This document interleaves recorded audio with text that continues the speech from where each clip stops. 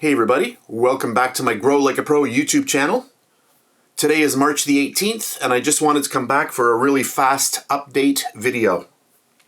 So right now we're at day 9. These are my cantaloupe seeds, and one thing that I notice right away is that all the ones that I planted just in regular soil are much larger than the ones that are in these little pots, and I just don't understand why. So I'm going to ask this question, and then hopefully somebody in the comments can give me a good reason. So very, very strange. So I don't understand it. These are much larger than these. You can see the difference here. If I hold some of these up, this one here is like really, you know, it's hardly growing at all. They're coming along though, but very, very interesting. I just don't understand what the difference is here.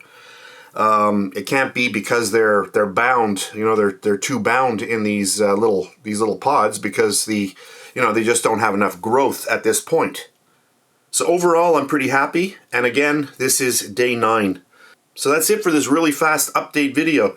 If you have any idea why there's a difference in the growth rate between these, please leave me a little comment underneath the video in the comment box.